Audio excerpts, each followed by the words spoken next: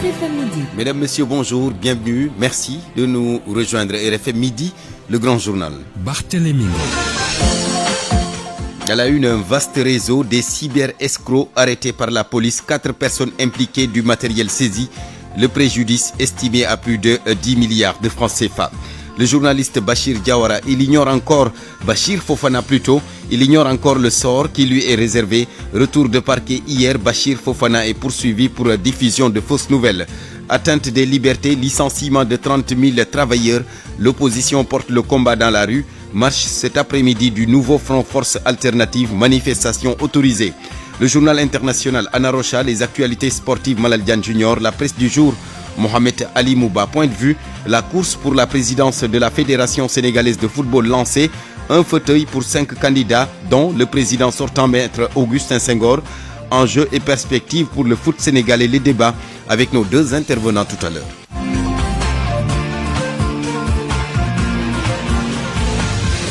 Barthélémy.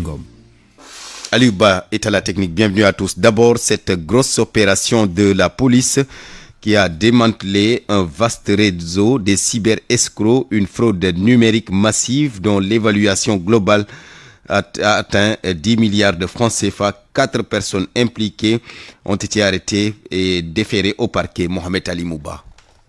L'arnaque, une plateforme soi-disant d'investissement en ligne. Elle promettait des gains rapides à ses membres contre des versements progressifs appelés de P1 à P10. Une illusion savamment orchestrée avec une interface séduisante, mais verrouillée dès qu'il s'agissait de retirer les gains. À la clé, plus de 57 000 transactions recensées sur un seul canal pour un montant de 2,53 milliards de francs CFA. Et selon les enquêteurs, le préjudice global pourrait dépasser les 10 milliards. Le réseau reposait sur une organisation bien huilée, des relais locaux chargés de recruter les victimes, mais aussi des cerveaux basés à l'étranger dans un pays frontalier. Pour briller les pistes, les escrocs utilisaient des passerelles numériques et la crypto-monnaie comme outil de blanchiment.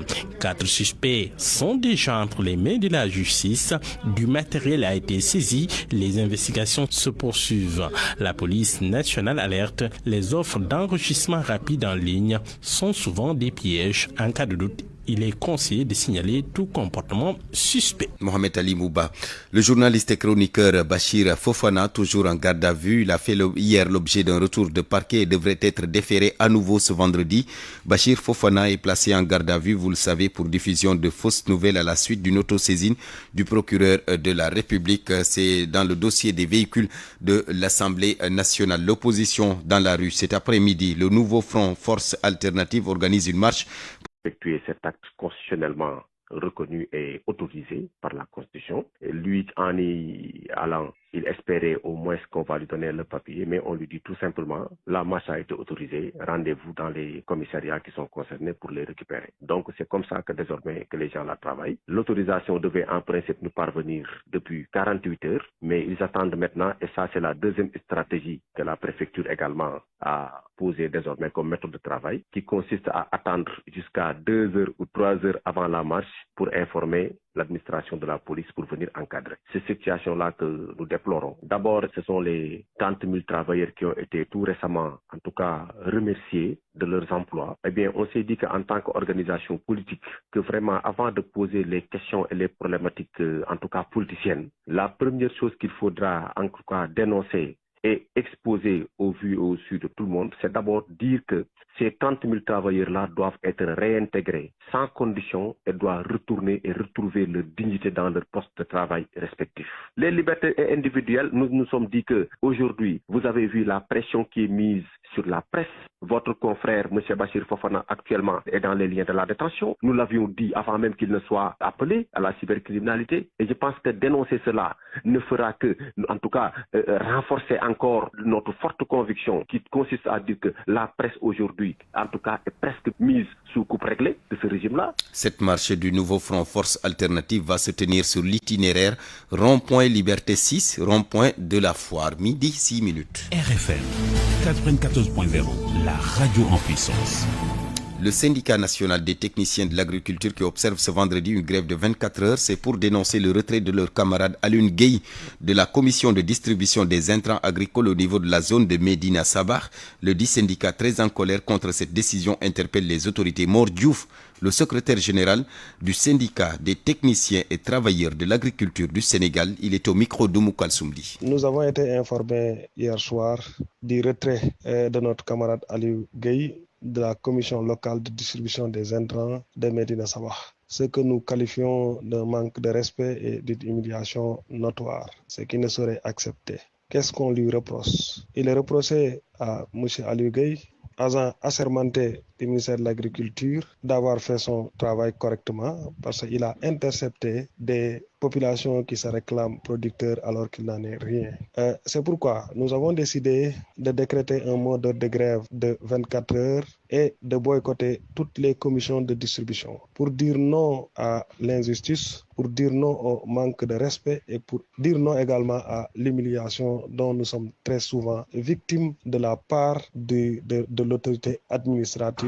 Nous demandons à l'État du Sénégal de prendre ses responsabilités pour que tous les milliards qui sont injectés dans la subvention des intrants, que ces milliards-là aboutissent à leur cible. Nous estimons que nous sommes les travailleurs les mieux outillés à pouvoir indiquer et à pouvoir défendre tous ces milliards qui sont injectés dans la subvention pour qu'ils atteignent leur véritable cible. Et cela passe par le contrôle et la surveillance accrue des travailleurs. C'est pourquoi nous estimons que ce travailleur-là, au lieu d'être sanctionné, il devrait être félicité, il devrait être décoré même par les autorités qui incarnent et qui nous appellent au Djoubal Djoubanti. Un autre syndicat, celui des travailleurs des établissements scolaires et universitaires, qui tire la sonnette d'alarme par rapport à la précarité qu'il dit avoir constatée chez les personnels administratifs techniques de service dans les universités.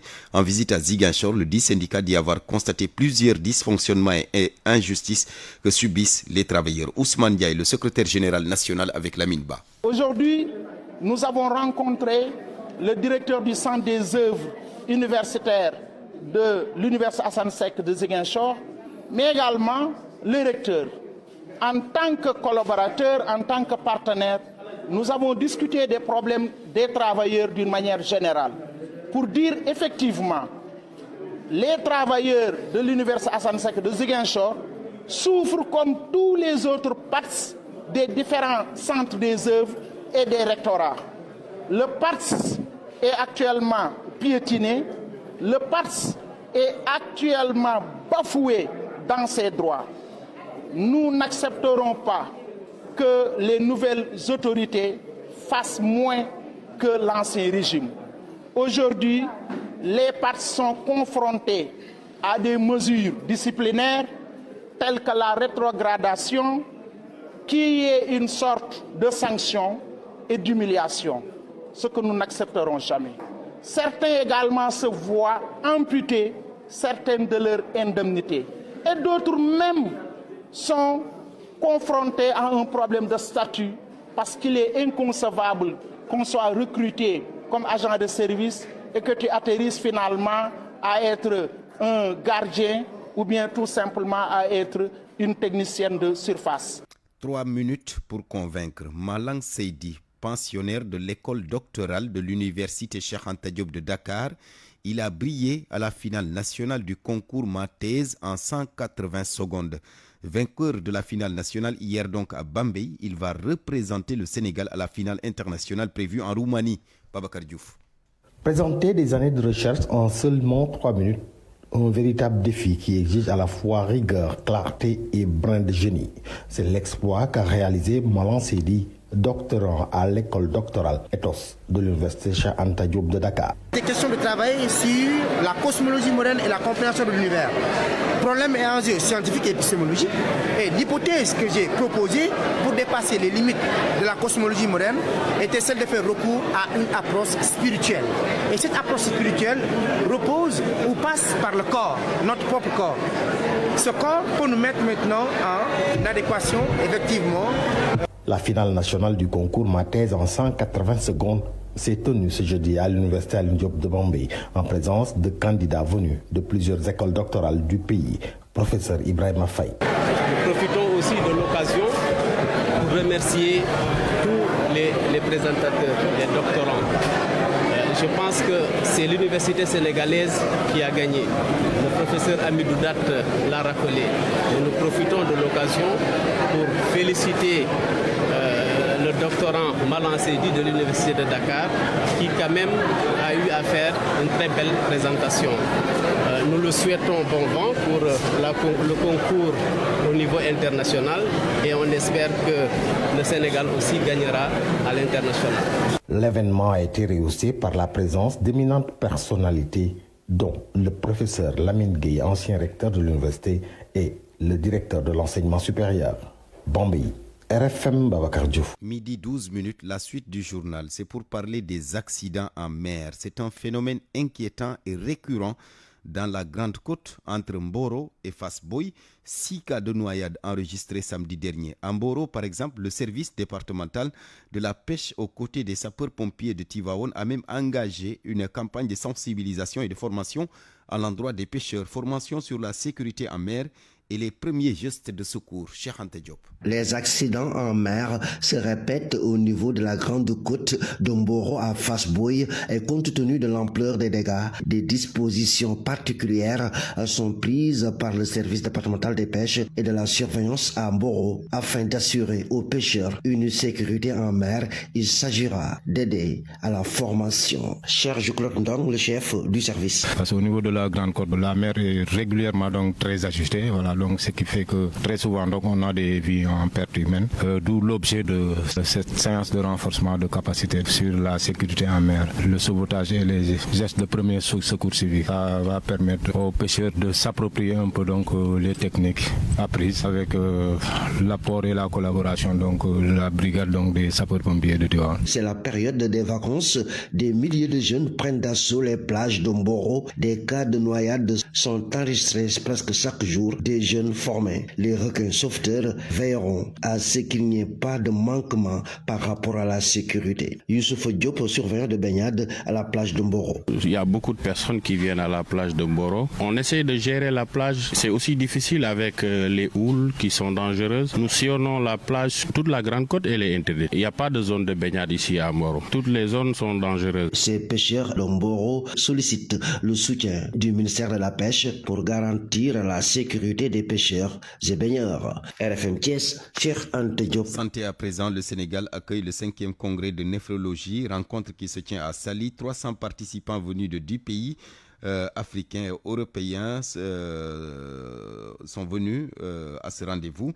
Selon donc la Société sénégalaise de néphrologie et de la transplantation, des études ont montré les facteurs de risque de cette maladie ou de ces maladies. Donc il s'agit de l'hypertension et du diabète. Et le diabète plutôt. Ndeye Mati Dieng. Au Sénégal, la maladie rénale chronique progresse, tout comme les facteurs de risque identifiés lors de la dernière enquête. Dr Mamadou Moustapha Diop, directeur de la lutte contre la maladie rénale chronique. C'est notamment l'hypertension artérielle, le diabète, pour ne citer que cela, qui sont les principales causes des maladies rénales chroniques. Et cette même enquête nous dit que 4,3% aujourd'hui des Sénégalais sont porteurs de maladies chroniques. Et parmi eux, nous comptons près de 2000 à 4000 qui arrivent au stade 4 et 5. Et ce sont ces stades 4 et 5 qui vont effectivement bénéficier de dialyse péritonéale ou d'hémodialyse. Elle est devenue l'une des principales causes de décès au Sénégal, malgré les efforts remarquables de l'État. Pour les participants à ce 5e congrès de néphrologie, il faut miser sur la prévention en plus d'une parfaite collaboration avec les autres pays. El Hadj Farika, secrétaire général de la Société sénégalaise de néphrologie. Je pense que la première chose, c'est déjà d'harmoniser nos pratiques de prise en charge de la maladie rénale chronique en Afrique, parce que nous avons des similitudes sur le plan des facteurs étiologiques. C'est le retard diagnostique, c'est les causes infectieuses, c'est l'hypertension, c'est le diabète. Donc il faut harmoniser les pratiques dans la prévention, harmoniser les pratiques dans la prise en charge et surtout mettre l'accent sur la collaboration sud-sud. Les échanges entre les pays africains et européens vont durer 3 jours ici à Saly, au terme desquels échanges seront faites des propositions solides pour lutter contre la maladie rénale chronique et ces propositions seront soumises aux États. C'est l'objectif de ce 5e congrès de néphrologie tenu au Sénégal. Ndeye Mati Dieng, Mbour, Radio Futur Média. Midi 16 minutes, relance du secteur risicole à Kayemor, une commune du département de Nioro. Une enveloppe de près de 800 millions de francs CFA dégagée dans le cadre d'un programme d'aménagement de 7300 hectares avec des infrastructures hydrauliques modernes.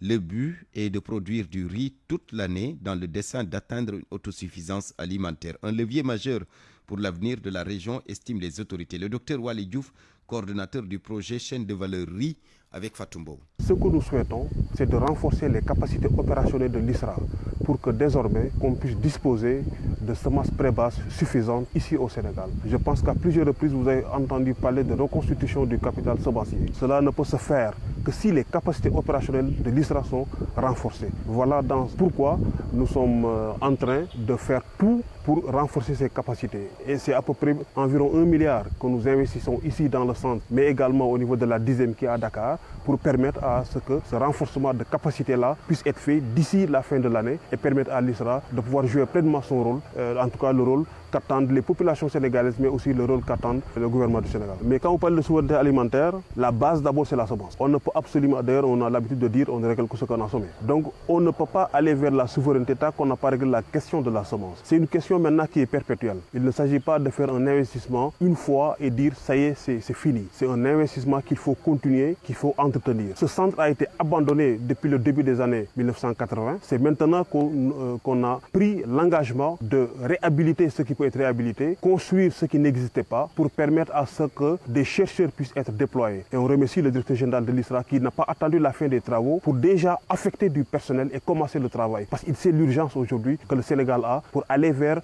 une reconstitution du capital semencier, pour aller vers la souveraineté alimentaire. C'était Wali Diouf, mais c'était le Wali Diouf qui nous est venu de Sédhiou, qui parlait plutôt de la réhabilitation du DAC de CFA et non le Wali Diouf qui devrait nous venir de Kaolack pour parler de la relance du secteur risicole à Kayemor. C'est dans le département de Nioro. Wali Diouf, donc, que vous allez retrouver tout à l'heure dans le journal de 13h. Fatick, près de 3 milliards mobilisés par l'Agence régionale de développement pour booster l'agriculture, lutter contre l'érosion côtière, la salinité des sols, entre autres. Il faut le dire, les changements climatiques ont des conséquences sur les activités économiques des communautés du Sine Saloum, ce qui a fini de les rendre vulnérables. L'ARD, en rapport avec le Fonds d'adaptation au climat, en fait une priorité. Aminata Goudjabi. Jour de vente de la production record de maïs de la coopérative agricole des producteurs de Saloum Nyombato.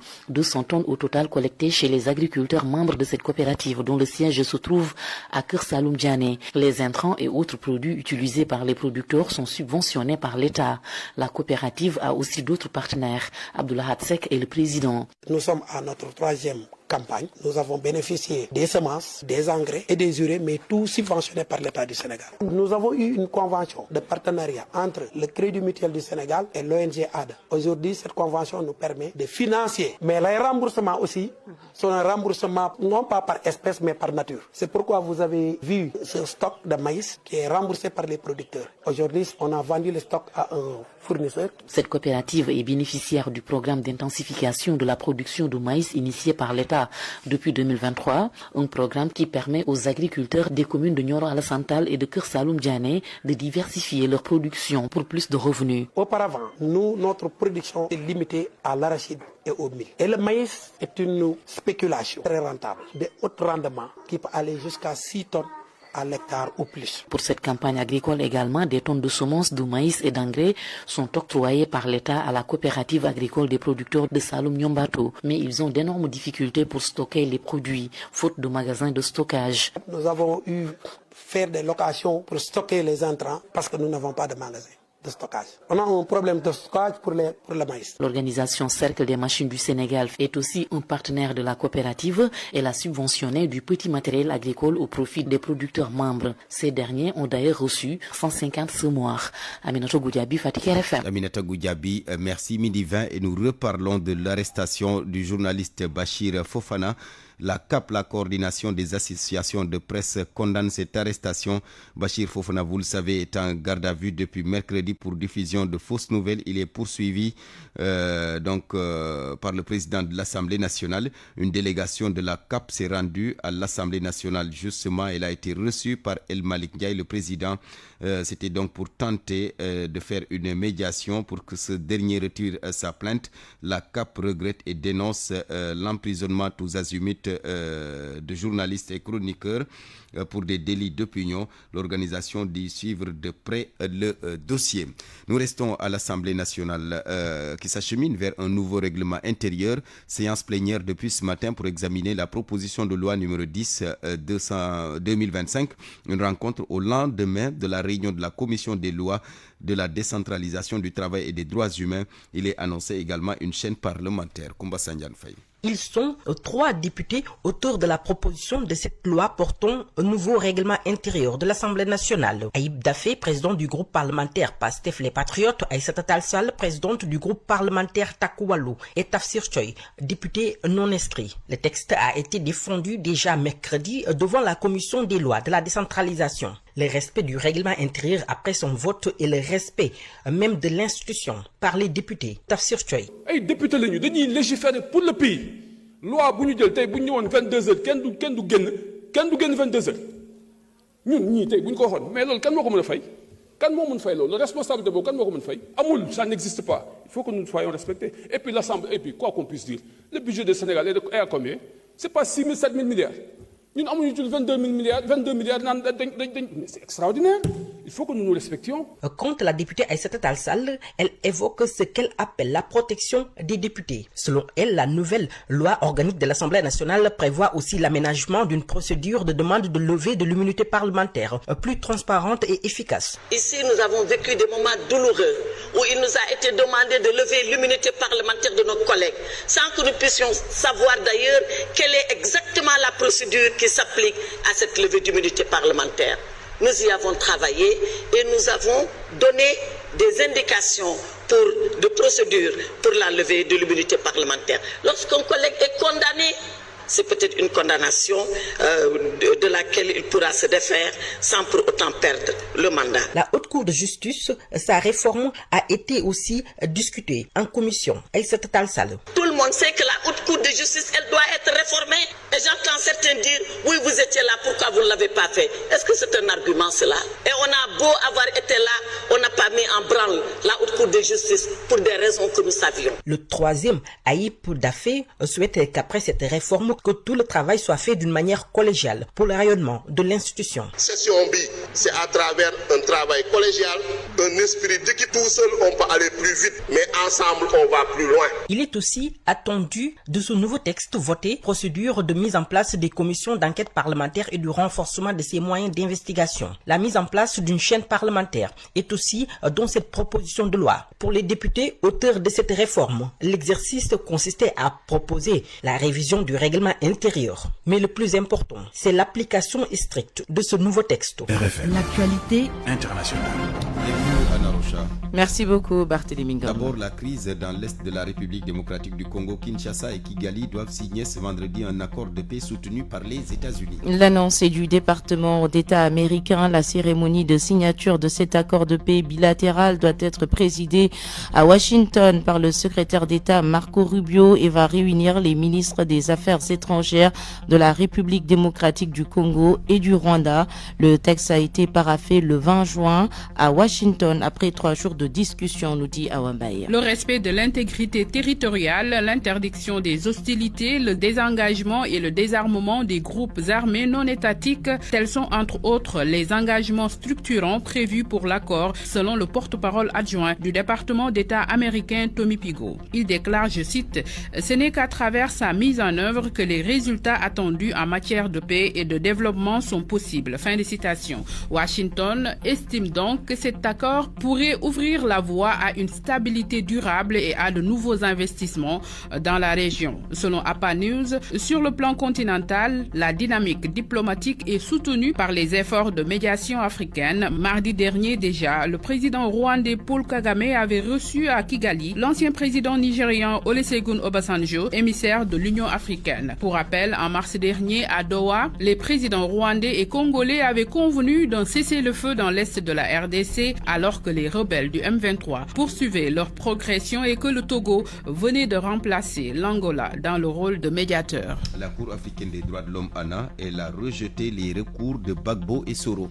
Et la Cour a déclaré irrécevables les requêtes déposées par l'ancien président Laurent Gbagbo et l'ancien premier ministre ivoirien Guillaume Soro, une décision qui confirme la radiation des deux hommes de la liste électorale, ce qui les écarte donc de la course à la présidentielle ivoirienne d'octobre prochain. Gobi Ayabi a parcouru les deux arrêts de la Cour rendus publics hier jeudi. Après le deuxième congrès ordinaire du RHDP tenu les 21 et 22 juin 2025 à Abidjan, Kobenon Kwasi Adjoumani, porte-parole du parti.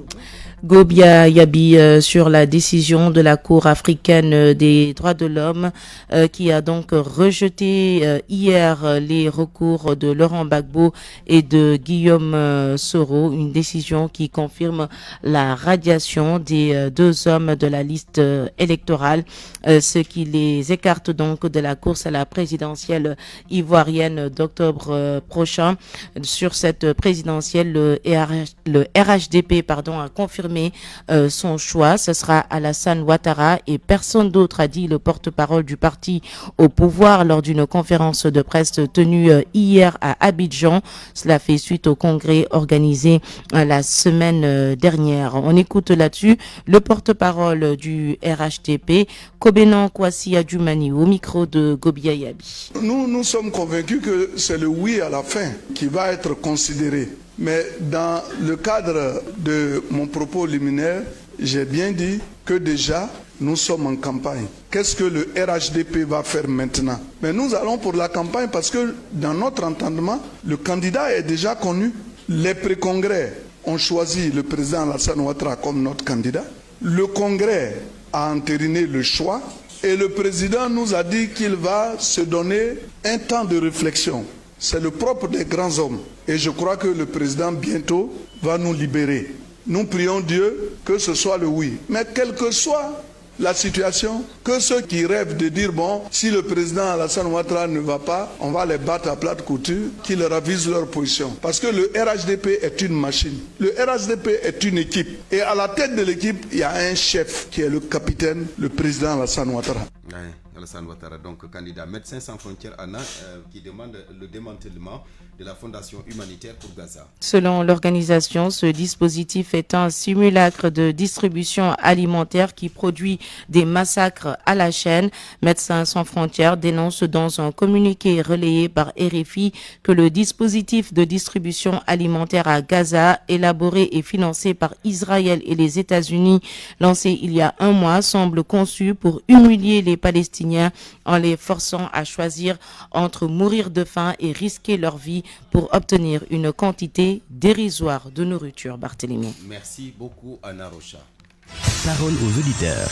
L'actualité, qu'en pensez-vous? Moi, je pense que vous devez. Réagissez dans nos éditions d'information sur l'actualité. Bonjour. Du lundi au vendredi, vous avez la parole sur RFM. La course pour la présidence de la Fédération sénégalaise de football lancée, un fauteuil pour 5 candidats dont le président sortant Augustin Senghor. Enjeux et perspectives pour le foot sénégalais. Pour en parler tout à l'heure, nous serons avec Harouna Dem, premier vice-président de l'Association nationale de la presse sportive, et Lamine Ndour, journaliste sportif à Walf Quotidien. RFM Sport. Malal Diane Junior, bienvenue. Bien, merci Barthélémy. Finale nationale de basketball, l'AS Ville de Dakar prend une bonne option. Tant chez les hommes que chez les dames, l'AS Ville de Dakar a pris hier à l'occasion des finales allées du championnat national une bonne option pour la suite en battant la Jeanne d'Arc de Dakar. Pour les hommes 62 à 58 et chez les dames 66 à 46. Ahmed Kamara, coach de l'AS Ville de Dakar, s'est exprimé à l'issue de cette finale, mais également s'est projeté déjà sur la finale retour prévue dimanche prochain. Comme vous avez pu le constater, c'était un match serré, très physique, très technique. Donc deux équipes qui se connaissent. Donc on partage apparemment quelques identités de jeu. Mais bon, ce qui n'a pas été facile pour nous aussi, comme aussi pour les deux camps. Mais quoi qu'il en soit, nous avons gagné. Ce n'est que partie remise dans la mesure où la deuxième rencontre, c'est samedi. Nous avons juste 48 heures de repos. Donc il nous faut vraiment récupérer. Les deux équipes ont énormément dépensé physiquement. Donc je pense que samedi ne sera pas facile, que ce soit pour nous, pour l'équipe de la GEL. Ce qui est sûr, on va croiser le fer ici, dans Maurice Ndiaye. Ce ne sera pas quelque chose de facile, ça je vous le promets. La finale là, c'est en 2 rencontres. Donc il faudrait quand même essayer de rationaliser ces ressources à un moment donné. Il est vrai que moralement, la victoire, ça rassure, ça motive, ça encourage. Mais la deuxième rencontre, je pense que c'est ça l'essentiel. Mohamed Sen, coach de la gendarmerie de Dakar, a également répondu à son homologue. Il préfère se préparer et se concentrer pour essayer de renverser la tendance lors de la finale retour. Il est toujours avec Sodetian. Oui, il y avait la place pour la victoire. On a voulu gagner. Les joueurs ont respecté les consignes. On a manqué un peu de lucidité et des erreurs de jeunesse, mais c'est pas la raison pour laquelle on a perdu. La ville Dakar était bien, elle nous a gagné, c'est tout. À un moment, on a été mené de 11 points, 12 points, on est revenu tranquillement. Maintenant, on n'a pas eu la lucidité. Je ne sais pas si c'est la vitesse ou précipitation ou la fatigue aussi, parce qu'on n'a pas beaucoup tourné, mais je suis très fier du groupe. La stratégie a marché parce qu'on a mené, peut-être on s'est vu un peu trop beau. On a oublié que c'est 2 matchs, donc ce sont des erreurs. Mais je pense que chaque erreur est une leçon. On a pris une leçon, on viendra samedi, Inch'Allah. On est venu avec de l'agressivité, on savait qu'on va prendre des fautes. La stratégie a marché, on va revenir sur la même stratégie samedi, Inch'Allah. Les phases retour de ces finales sont prévues demain samedi au stadium Marius Ndiaye Barthélémy. Du football à présent, la Ligue 1 de la 30e journée se joue ce dimanche. 30e et dernière journée de la Ligue 1 sénégalaise prévue ce dimanche. Wakam, 3e, joue contre le Catasport. Agel joue contre l'équipe de Oslo. Diamono Fatick joue contre Dakar Sacré-Cœur. Walidan reçoit la Linguère de Saint-Louis. Guédiawaye Football Club reçoit le 2e au classement, l'US Gorée. HLM Dakar défie Jaraaf qui est leader actuellement grâce à un plus grand nombre de buts. Génération Foot jouera contre l'AS Pikine. Sonacos défiera l'équipe de Teungueth FC. Au classement, le Jaraaf est leader avec 51 points, suivi de l'US Gorée, même nombre de points. Suivi de l'US Gorée et l'Union Sportive de Wakam arrive à la 3e marche du podium. Oslo et Diamono Fatick sont relégables.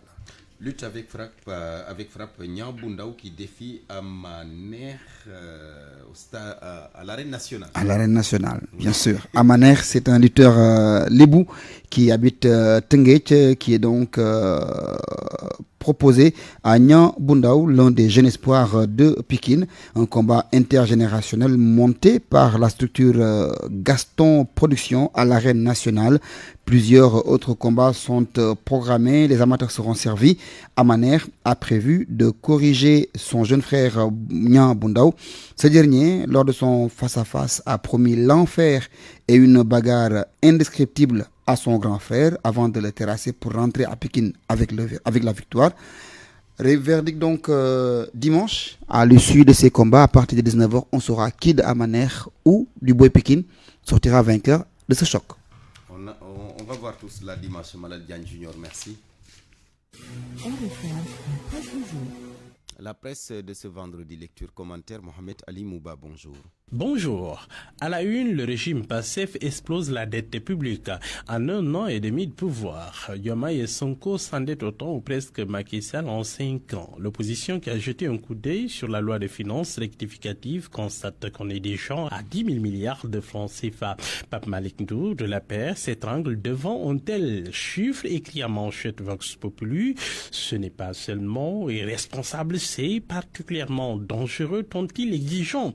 La publication du bulletin des statistiques de la dette publique, l'observateur reprend la même inquiétude et cite Thierno Alassane Sall. Cette fois-ci, en 2 ans de gouvernance, dit Thierno, le régime de PASTEF a augmenté la dette publique et creusé les déficits.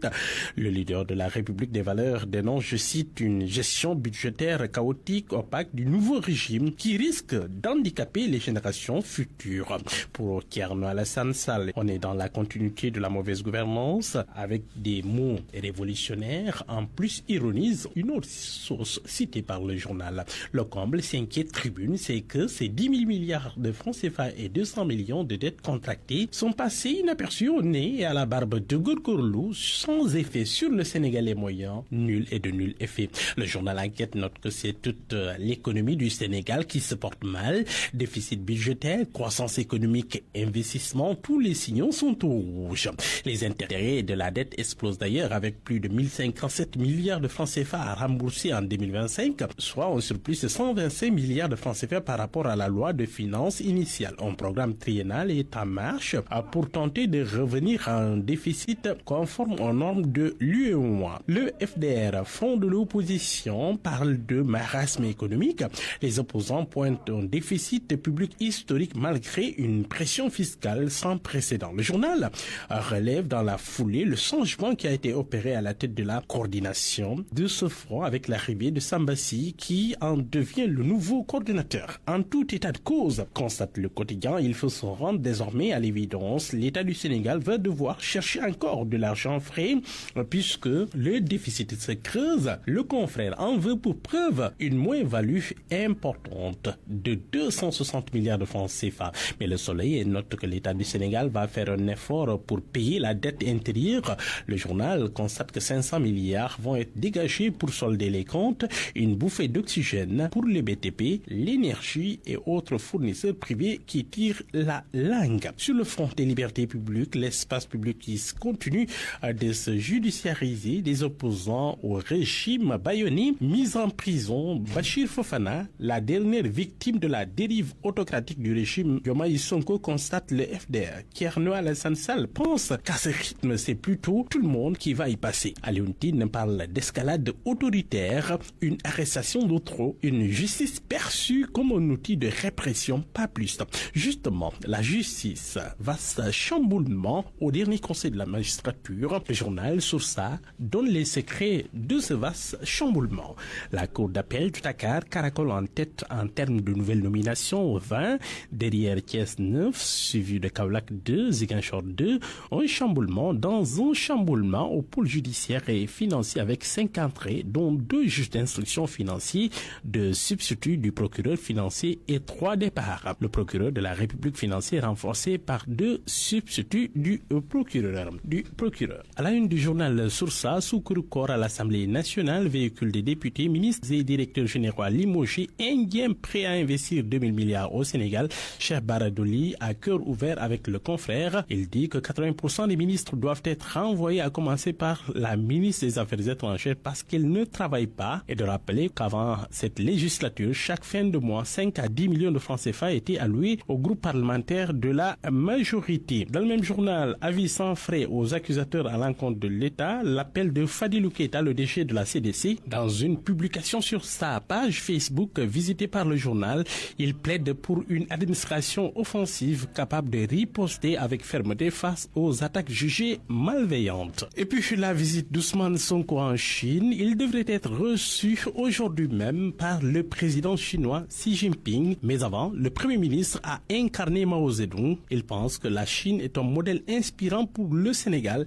L'histoire de Mao Zedong, emblématique des grandes entreprises de transformation sociale. Mais le journal Le Quotidien lui rappelle que Mao Zedong, ce n'est pas la modernité. Et même en Chine, le grand timonier est oublié. Le grand souverainiste du Sahel a sans doute pensé faire ainsi plaisir à ceux dont il voudrait se refaire de nouveaux amis.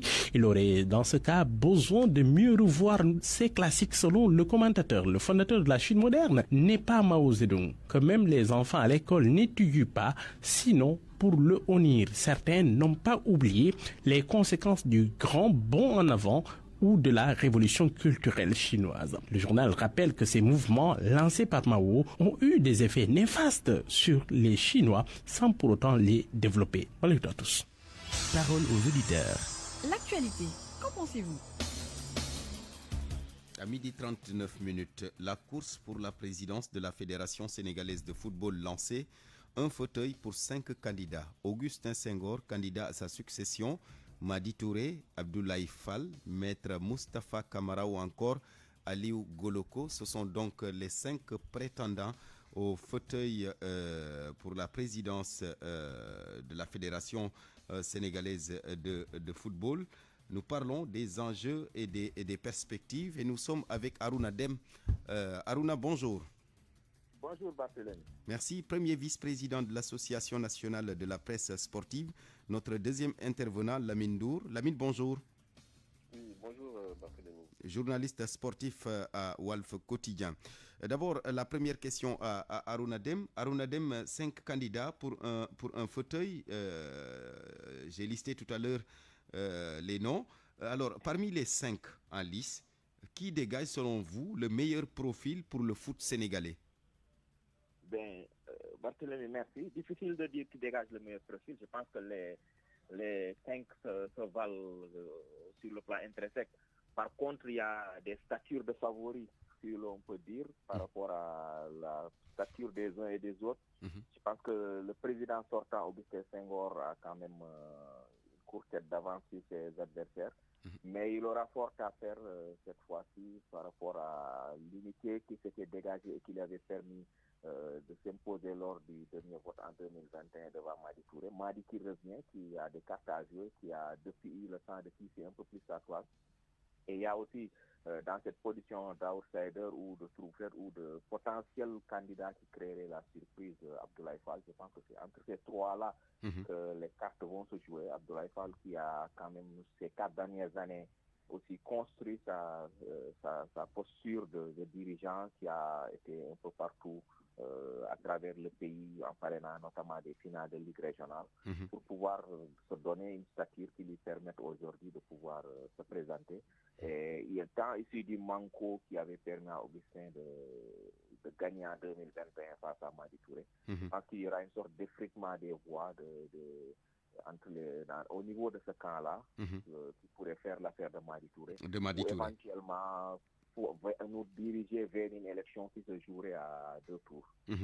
Alors, nous allons revenir justement sur ce manco, Aruna Dem. Lamine Ndour, est-ce que vous avez fait le même constat sur ces favoris listés tout à l'heure, ces favoris qui se dégagent? Oui, absolument.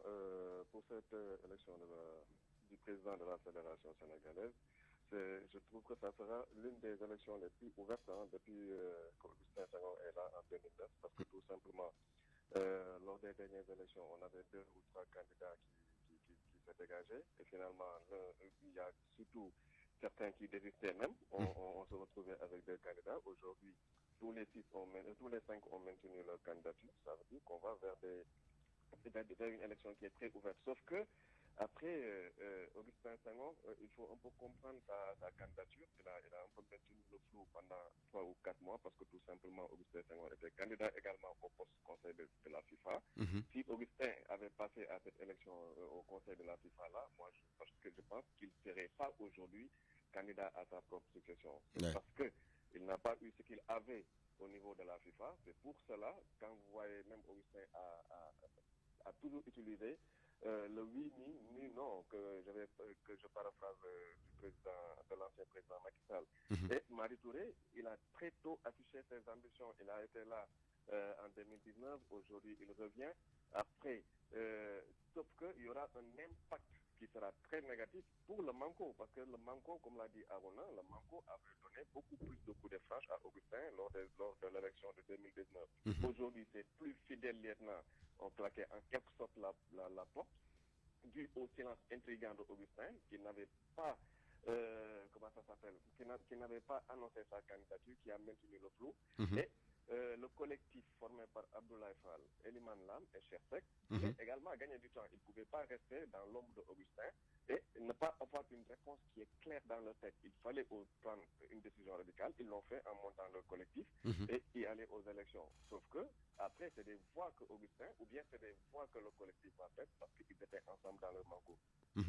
D'accord. Je reviens à vous tout à l'heure, Lamine Ndour. Aruna Dem, c'est vrai que vous l'avez dit, Abdoulaye Fall, par exemple, il s'est fait une notoriété un peu dans le monde sportif.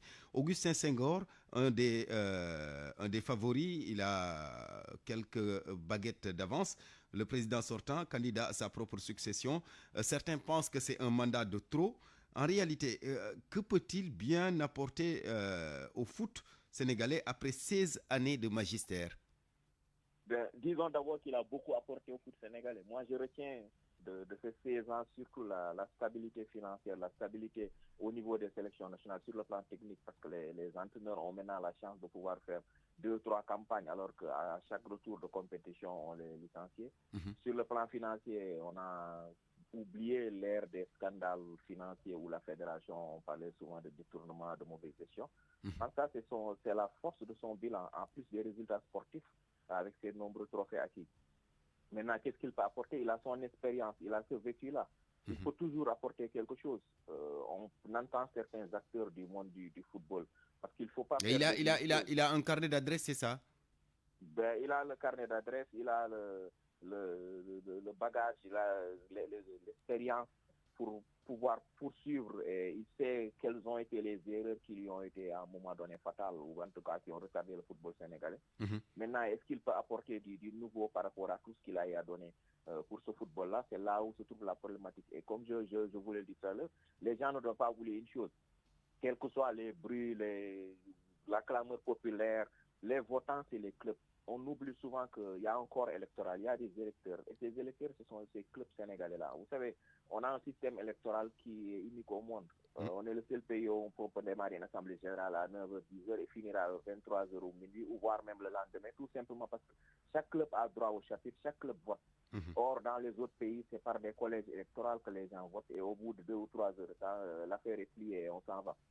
Et donc, cette population électorale-là, peut-être, elle a encore envie de faire confiance à Augustin Senghor, ou alors elle a envie de se tourner vers ce vent de changement-là, parce que les adversaires de Senghor surfent justement sur cette longévité-là.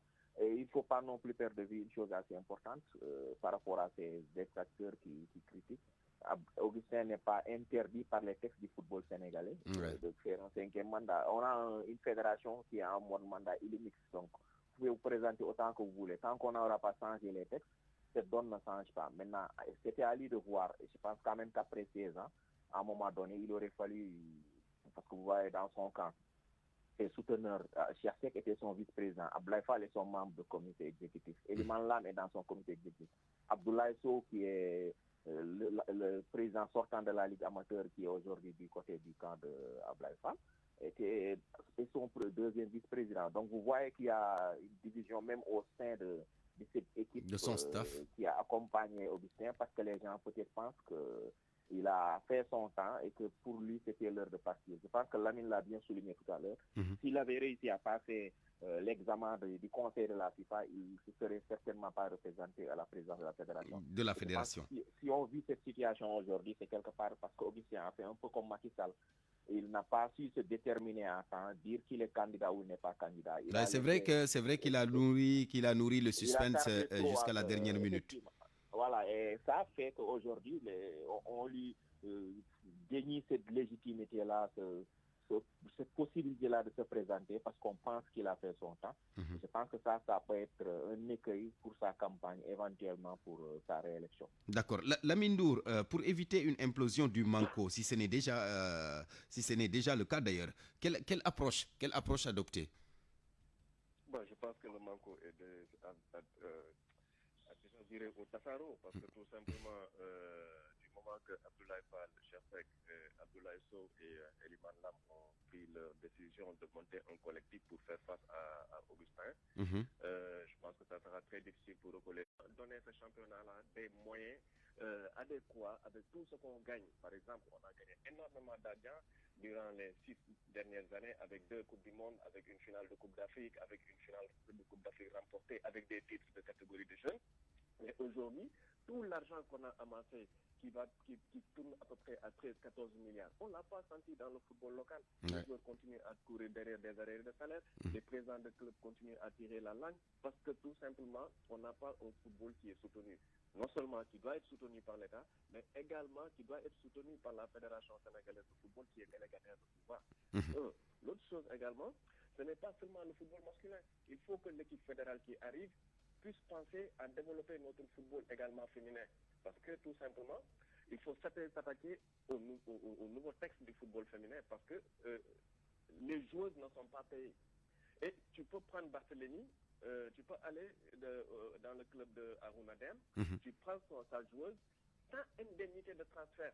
Et donc, on va assister à pas à un nivellement, mais à une dichotomie dans le football, dans le football féminin. Les 4 clubs qui sont les plus puissants sont les 4 clubs qui dominent actuellement le football féminin, à savoir Aigle de Médina, Jog, Dakar Sacré-Cœur et AS Bambey de Abdoulaye Fall, parce que c'est eux qui ont les moyens et qui font la razzia dans les autres clubs. Donc, l'équipe fédérale qui vient, il faut qu'ils pensent à fortifier d'abord notre football local, notre football féminin, et penser également à la formation de nos encadreurs.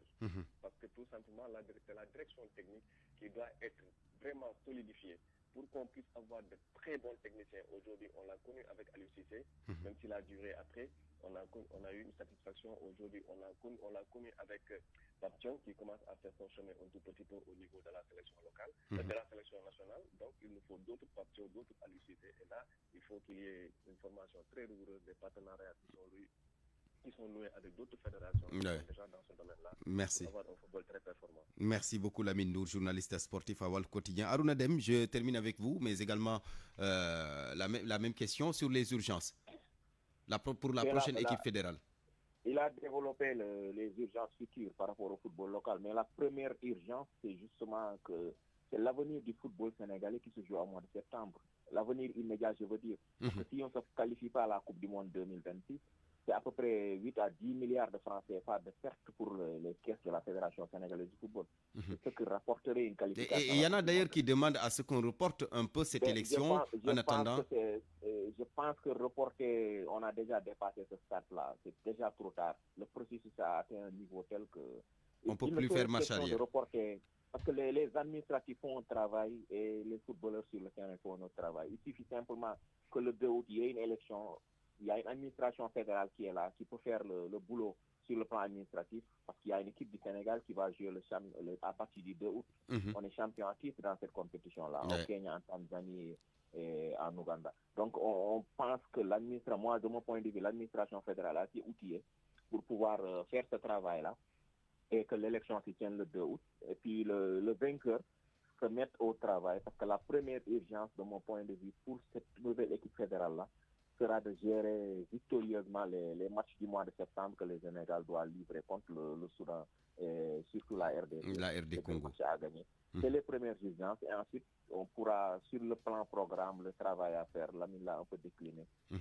Effectivement, travailler à court, moyen, long terme pour voir. Le moyen terme, c'est vraiment le développement du football local qui aujourd'hui est quasiment en faillite. On parle de championnat professionnel, mais en réalité, il n'y a rien de professionnel dans ce championnat-là.